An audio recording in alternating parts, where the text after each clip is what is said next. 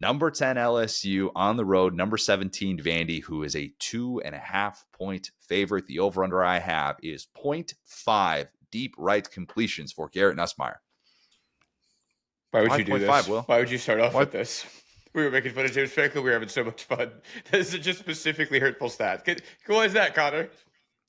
The hurtful stat is that this season, Garrett Nussmeier is 0 for 9 on passes to the deep right side of the field, which is 20 yards beyond the line of scrimmage to outside of the numbers on the right side, albeit with one drop. He had when did that drop come? Does the Barrion Brown play count as a drop? This is unbelievable. This is unbelievable. I hope that's not the drop. The Clemson play wherein he definitely caught the football and they ruled it. That can't be it. If that's it, I want to disavow. It does fit the narrative there, doesn't it?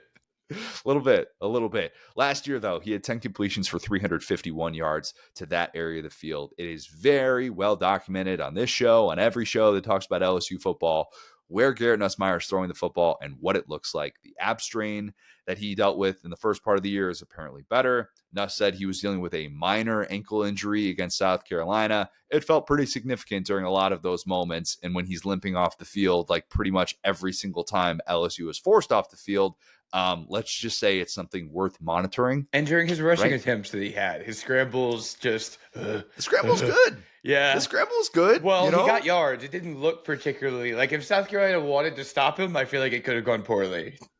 He got to the edge and turned upfield in ways that Garrett Nussmeier, even when he's been fully healthy, has not always been willing to do. I think he had 9 scrambles last year. Connor, what is faster, you with a lawnmower or him right now? Self-propelled? Yes. Self-propelled me. Yeah, I can get up and down. My front yard is a good size for a front yard lawn, not to brag. But I can usually knock that out in like 25 minutes if I'm pushing it. If I've got somewhere that I need to be and I'm like, gotta give the front a quick mow. It's Florida this time of year, grows quickly. I can do 25. And I think that's probably, I don't know what the metrics are on Garrett Nussmeier's top speed. If we've gotten those numbers yet, it can't be 17 miles an hour the way that I'm moving. That's a fact right there. Dual threat. Yeah.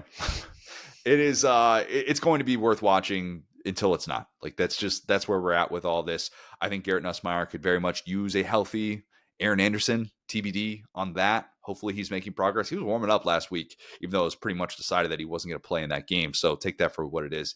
Vandy's defense forced Ty Simpson into some really tough spots, I thought, in that game where he looked confused. And that's somebody that we're talking about playing at a higher level than anyone right now. I think they're plenty capable of doing that to Nussmeier in Nashville. I buried the lead here, Will. Vandy's favored against the top 10 team. Yeah. I mean, that is absurd. And this is how absurd this is. Cole Kublik tweeted this out. 77 times that Vandy has been in a game against a top 10 team since 1978. And this is the first time they are favored, which means Vandy is favored against the top 10 team for the first time since when, Will? The Jimmy Carter administration. It always comes back to Jimmy, RIP. That's telling. That is really, really telling. And Will, I've gone back and forth on this. I don't know if you have too, but on one hand, I sort of feel like it's everything for LSU's playoff chances. How could they not show up desperate on the road? On the other hand, betting against Diego Pavia feels like something that nobody wants to do anymore, which is what the odds makers are telling you. They're accounting for that with that line. And I can't believe I'm doing this. I really cannot believe I'm doing this, but I feel like I have to. I don't have faith in this LSU offense. And as much as I love the LSU defense, I could very much see them chasing around Diego Pavia and making him look like what Lenore Sellers did last week, a stat that we're going to get to in a bit here. I do think Tim Beck can dial up a couple of those chunk plays, and I think that could be the difference in this one. I'm picking Vandy to beat LSU 21-14. Yeah, that's a fine enough bet. I mean, if you look at kind of what both teams have put on paper, on tape this year, Vandy's clearly been the better team. I mean, I really don't think that there's really too much debate about that. I've been having to kind of explain this to LSU fans. It's like, don't look at the logo on the side of the helmet. If these two teams' resumes were flipped, Vandy would be higher ranked than LSU. You know what I'm saying? Like, if they had an LSU logo on their helmet. And that being said, like, you can look at the South Carolina one where Vandy went to South Carolina and LSU hosted them. LSU kind of, quote unquote, played with their food. But I would argue when you turn the ball over inside the 2-yard line, that's your fault. It's not like you were bored. You shouldn't have done that.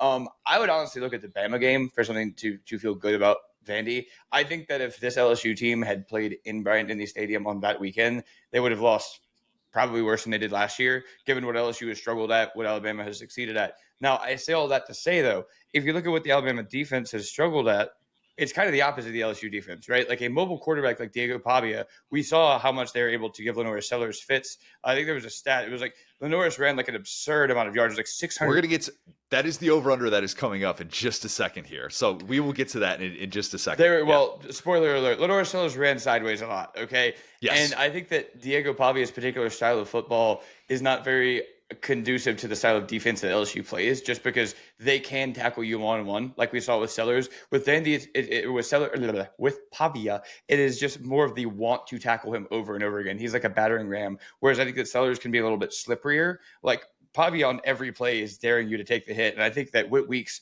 will be full of coffee and barfing all over him, and I'm not too worried about that. I'm waiting for Pavia to lower his shoulder on Weeks and him to just, again, pocket sand, eject the coffee on Pavia. But that being said, like I really do like LSU on that side of the ball in this specific game. But that being said, man, I really do like this Vandy defense. And like we've kind of talked about all year, I think that's what people have been sleeping on. I'm going to go ahead and pick Vandy in this one, man. And I'll tell you why, too. It's not about – this is, again, what I've been trying to explain to LSU fans. It's not that Vandy has a great home field advantage, okay? No one's saying that nobody goes into Nashville, right? It's more about that LSU has needed home fans to beat two sorry SEC offenses 20-10, right? So, like, without those fans, with the added element of confusion that we talked about this, like, with Bama, where I talked about they're always in phase and they're always following their game plan. At home, Garrett Nussmeier is calling panic timeouts and turning the ball over at the 1 yard line. So I think taking away the home field element, I think Vandy wins this one close, and it's off of a couple of those weird LSU turnovers. Now, if they avoid those turnovers, I think LSU could have an easier day, but I haven't seen that they can do that. It's all about the turnovers from Nussmeier and the faces of Joe Sloan and Brian Kelly, who would rather, it seems, be expressive than fix things. Vandy lost 3 home games last year, 2 of which were to playoff teams, Texas, Tennessee, one of which South Carolina, a team that many felt could have been in the college football playoff. The upside for LSU is that if you win this game by any means, this is not a style points game for LSU in the way that I think even last week we were looking for style points from LSU just because there were so many things off. Got style yards. Definitely got style yards, but I do think that we were looking at that performance coming off the bye, thinking how crisp is this offense going to be? Are we going to see this offense actually get healthier? Are they going to rely on the run a little bit more? And this is not one of those games. This has turned into a game that LSU can win in a street fight, and it's okay to feel better about this LSU team because of what Vandy has shown us in the first part of the year, because of how effective they have been offensively with a group that I think still has people kind of trying to figure out who exactly they are.